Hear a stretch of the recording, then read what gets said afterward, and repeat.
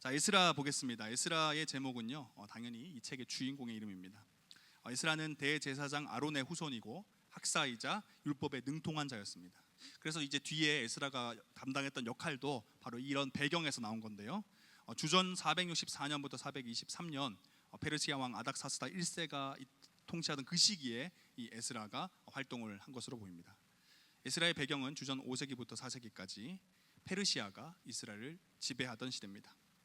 이스라엘 포로기 이후의 생존자 후손들이 어떻게 신앙 공동체를 이루며 살아갔는지를 보여주는 게 에스라서인데요.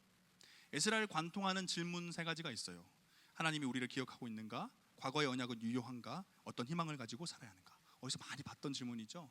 시기상 겹치는 바로 역대기의 질문과 동일합니다. 시기가 겹쳤기 때문이죠. 그리고 또 에스라는 당연하게도 이 질문들에 대해서 답을 제시합니다. 역대기, 우리가 지난주 역대하까지 읽었죠. 역대상하, 역대기와 에스라의 연결고리가 있습니다. 역대하 36장 23절을 보면 바사왕 고레스가 다 읽지 않을게요. 칙령을 내립니다. 돌아가라, 성전을 재건하라. 이게 이렇게 하면서 역대기가 끝이 나는데요. 에스라 1장 1절 2절을 보면 뭔 이야기가 나오냐면 바사왕 고레스가 칙령을 발표하고 그로부터 이스라엘 백성들이 성전 회복을 위해서 출발했다라는 게 기록에 나와 있어요. 결국 고레스 왕 칙령, 고레스의 칙령, 이스라엘 성전의 회복이 연결고리가 되는 거죠. 그래서 역대기의 마지막이 곧 에스라의 도입 부분이 됩니다. 이 고레스 칙령이 이제 나오는데 이것이 신학적으로 굉장히 중요합니다. 왜냐하면 예레미야 25장 11절 13절에 기록된 70년 포로 생활의 마감에 대한 예언이 나옵니다. 예레미야가 이 예언을 하는데 이것이 성취되죠. 실제로 70년 만에 와요.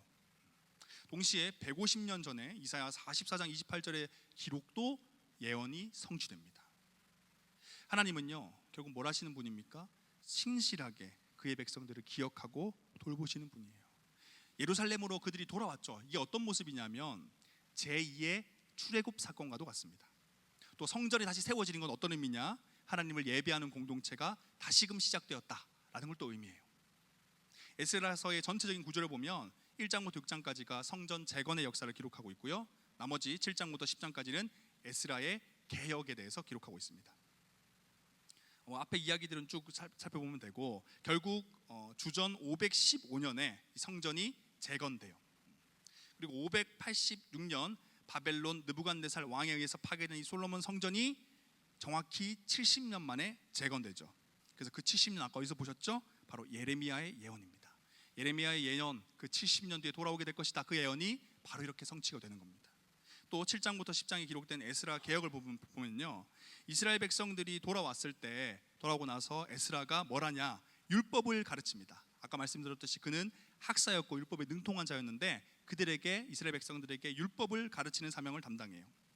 왜 그러냐면 하나님의 말씀이 그들의 삶에 변함없고 유일한 지침이기 때문이죠. 그래서 이렇게 써놨습니다. 바벨론에 있을 때든지 이스라엘로 돌아왔을 때든지 어떤 삶의 배경도 상관없다. 노예로 살든지 다시 자유인으로 살든지 그것도 상관없다. 언제나 하나님의 말씀이 뭐다? 우리의 삶의 유일한 지침이 된다. 여러분들의 어떤 삶 속에서 많은 어떤 새로운 선택을 하시고 직장이 바뀐다거나 결혼을 하신다거나 여러 가지 변화들이 있는데요, 그래도 변함없이 하나님의 말씀이 여러분의 삶의 기준이 되어야 된다는 걸 보여주는 거예요. 그래서 그 변함없는 기준을 가지고 이스라엘 백성들을 가르치다 보니까 어떤 일이 일어나냐? 이방 민족들과 그들이 결혼했다는 것이 심각한 죄임을 발견하게 됩니다. 이방 여인과 이 결혼이 왜 문제냐? 과거에 이스라엘 백성들은 이 죄를 지어가지고 하나님께 크게 혼났거든요. 이방 여인과 결혼하면서 자연스럽게 그들이 섬겼던 우상이 들어오고 우상 숭배를 하면서 결국 배교까지 간 거예요. 근데 그 일이 또 일어나고 있는 겁니다.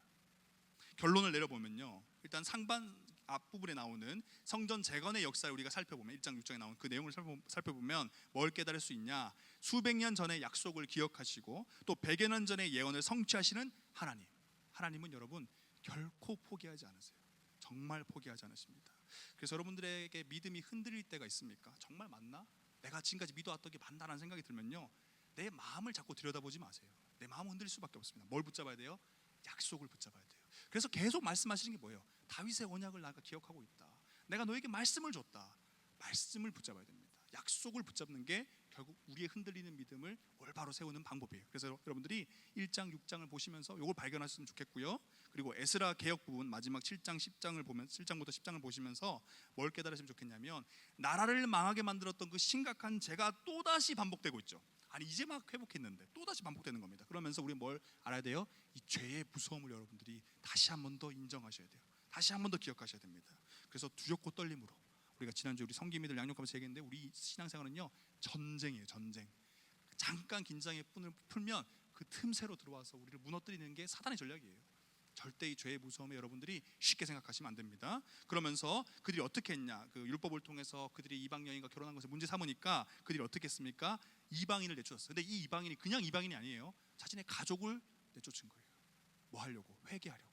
여러분 여기서 우리는 뭘 발견할 수 있냐면 진정한 회개의 모습은요 죄를 발견하고 인정하는 것 맞습니다. 이거 맞아요. 근데 거기서 끝나면 안 돼요. 아 나 죄 지었네. 네 인정합니다.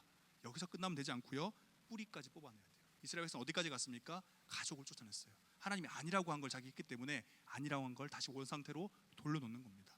가족까지 쫓아내는 이 정도의 결연한 의지가 죄에 대해서 우리 있어야 돼요. 회개 가운데 있어야 된다는 겁니다. 그래서 우리 7장 10장 읽으실 때 이걸 또 발견하셨으면 좋겠고요. 이번 주 우리 에스라 말씀 많이 잘 읽으시고 오늘 목장 모임 하실 때 역대하 나눠주시면 감사하겠습니다.